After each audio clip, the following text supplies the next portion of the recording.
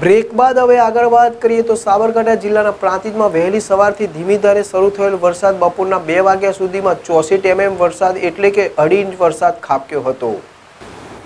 પ્રાંતિજ ખાતે હવામાન વિભાગની આગાહી વચ્ચે શનિવારને 6/9/2025ના વહેલી સવારથી જ હવામાનમાં અચાનક પલટો આવ્યો હતો અને સવારથી જ ધીમી ધારે શરૂ થયેલા વરસાદ ગાજવીજ અને તેજ પવન સાથે ધોધમાર વરસાદ વરસતા વાતાવરણમાં ઠંડક પ્રસરી હતી, પરંતુ કેટલાક વિસ્તારોમાં જળબંબાકાર જેવી સ્થિતિ સર્જાઈ હતી। તો વહેલી સવારથી પડી રહેલ વરસાદ બપોરના 2 વાગ્યા સુધી 64 mm એટલે કે 2.5 ઇંચ વરસાદ ખાબક્યો હતો।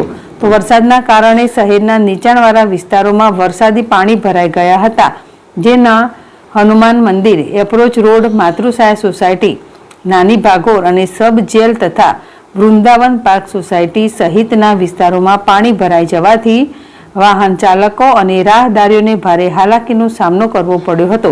તો વરસાદના કારણે લોકો કામ વગર બહાર નીકળવાનું ટાળી રહ્યા હતા। જોકે આ વરસાદે ખેડૂતો અને સામાન્ય જનતા માટે રાહતનો સંદેશ પણ આપ્યો છે।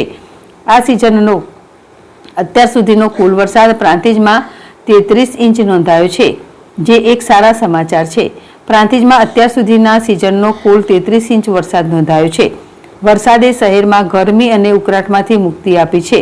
તો હનુમાન મંદિર આગળ પાલિકા દ્વારા ગટરનું ઢાંકણું ખોલી નાખતા કોઈ આડ ન મૂકતા પાણી હોય ખબર ના પડતા અને નાના મોટા વાહન ચાલકો ગટરમાં પટકાયા હતા, જેથી પ્રાંતિજ પાલિકા દ્વારા ઢાંકણા ખોલી કોઈ આડ મૂકવામાં આવે તેવી માંગ ઉઠવા પામી હતી। તો પાણી ભરાવાની સમસ્યાએ સ્થાનિક તંત્રની માળખાગત સુવિધા પર સવાલ ઊભા કર્યા છે। આટલા ઓછા સમયમાં પાણી ભરાઈ જવાથી સ્પષ્ટ થાય છે કે ગટર અને ડ્રેનેજ સિસ્ટમની યોગ્ય સફાઈ કરવામાં આવી નથી। આગામી દિવસોમાં પણ હવામાન વિભાગે વરસાદની આગાહી કરી છે, તેથી સ્થાનિક તંત્ર દ્વારા જળ ભરાવાની સમસ્યાને અટકાવવા માટે તાત્કાલિક પગલાં લેવા જરૂરી બન્યા છે। જિલ્લાવાળ ઝેડએસ ટીવી પ્રાંતિજ।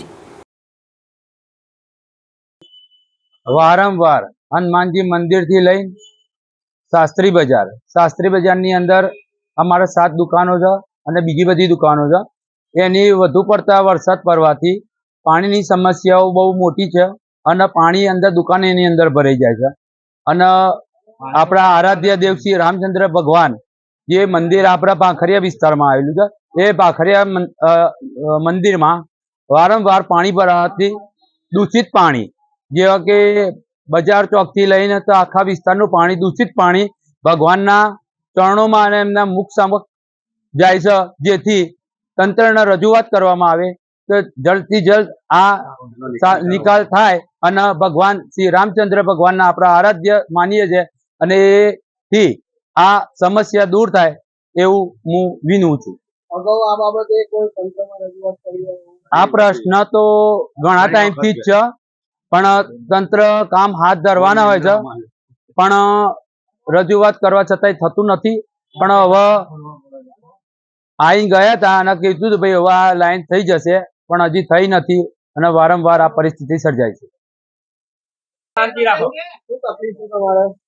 છેલ્લા ઘણા વર્ષોની અંદર પ્રાંતિજની અંદર જે ભાખરિયા વિસ્તાર કહેવાય કે જે પહેલા પાણી આખા ગામનું 1 ઇંચ વરસાદ પડે ને તો એ અમારી દુકાનોની અંદર તમે જોઈ શકો છો તો પાણી અંદર છેક આવી જાય છે, બરાબર। તંત્રને આ વિશે ઘણી વખત આપણે જાણ કરી, રજૂઆત કરી, તે છતાંય કાગળિયા ઉપર જ બધું ચાલે છે, હજી સુધી કોઈ જ પગલું લેવામાં આવ્યું નથી, બરાબર છે। આના હિસાબે કેટલાય માલનું નુકસાન થાય છે, તે છતાંય ઘણી વખત કહેવામાં આવ્યું, પણ હજી સુધી કોઈ જ નક્કર જેને કહેવાય કે રજૂઆત કરવા છતાં બી કોઈ જ પગલાં લેવામાં આવતા નથી।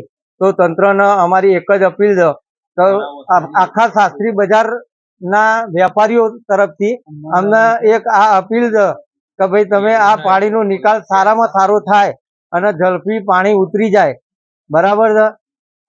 એ રજૂઆત કરીએ છીએ અમે કે ભાઈ પાણી જલ્દી વેરાસર ઉતરી જાય અને ફરી ક્યારે ભરાય નહીં એવું કંઈક કરી આપો કે જેથી કરીને આ વેપારીઓને કોઈ નુકસાન ના થાય।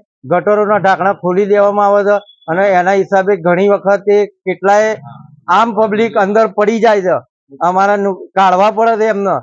હવે આ બધું ખોટું જ છે, એટલે એ સત્વરે આ પાણીનો નિકાલ થાય એવું કંઈક કરવામાં આવે. શું તકલીફ છે તમારે? ઘણા ટાઈમથી આ ભાઈએ જે રજૂઆત કરી બધા જ વેપારી ખરેખર આની અંદર બહુ જ હેરાન થઈ રહ્યા છે. વર્ષોથી આ પ્રોબ્લેમ સોલ્વ થતો જ નથી. ઘણા કોર્પોરેટરો પણ સારા આયા અને ગયા પણ ખરા, પણ એમનાથી પણ કેમ નથી થતું આ કઈ ખબર પડતી નથી. તો હું એવું જાણવા માંગુ છું કેમ આ નિકાલ નથી થતો. જેમ બને એમ સારી રીતે નિકાલ થાય અને બધા હેરાન ના થાય. આપણું જ ગામ છે ને આપણે જ સામાકો માણસો જો નહીં કરે તો આ પગલા ખરેખર એવું લાગે છે કે ઘણા સમયમાં તૂટી જશે અને કંઈક વધારે નુકસાન થશે. ત્યારે જાગૃત થશે બધા માણસો. એના કરતાથી જ આખું ક્યાંય પણ પાણીની આવી સમસ્યા ના થાય એવું અમારું બધાનું સૂચન છે. અને હરેક વેપારી દર વર્ષે કંઈક ને કંઈક મોટા નુકસાનમાં જાય છે પણ કોઈ કહી શકતું નથી. એથી કરીને અમારી એવી ભલામણ છે સારામાં સારું આ કાર્ય થાય અને જેમ બને એમ જલ્દીથી જલ્દી આનો સારો નિકાલ થાય એવી અમારી બધાની ઈચ્છા છે. મંદિરની અંદર તો ખરેખર કઈ કહેવા જેવું પ્રશ્ન નથી. આખું ગામ જોવે છે પણ છતાંય આના જ પોઝિશન છે. અને આના ખરેખર બધાએ જોઈને જ પછી વરસાદ ઠરી જાય એટલે પાછું જેમ હતું એમ ને બીજા વર્ષે પાછું જાગૃત થવાનું વેપારી હેરાન થયા કરે છે, બધા જોયા કરે છે. પણ ખરેખર થાય તો સારું છે. આપણે તો ઠીક છે પણ ભગવાનનું તો થોડું વિચારો કે આપણે જે મંદિરે જે દર્શન કરીએ છીએ ત્યાં જે ખરાબ પાણી આપણા ઘરે જ્યાં ખરાબ પાણી આવતો આપણે કેવો નિકાલ કરી દઈએ છીએ તાત્કાલિક. તો ભગવાનનું તો વિચારો કમસે કમ. હું એ જ કહું છું. એ જ બધા આપણે ત્યાં મંદિરે દર્શન કરવા જઈએ, પગે લાગવા જઈએ. એટલે ગ્રામજનોને મુશ્કેલી ના પડે એવો કંઈક સારા રસ્તોને જે આ છે પાણીનો નિકાલ બાબતે દર વર્ષ એ સારી રીતે થાય એ બધા વેપારીનો આગ્રહ છે કે થઈ જાય. સારું વિચારજો. આ પ્રશ્ન ગંભીરતાથી છે એટલે જેતે બની બરોબર એથી કરીને સારો નિકાલ થઈ જાય એવું અમારી સૌને અપીલ છે. કોર્પોરેટર થી માંડીને છે ઉપર સુધી રજૂઆત કરો તો જેમ બને એમ જલ્દી સારું થાય. બરોબર.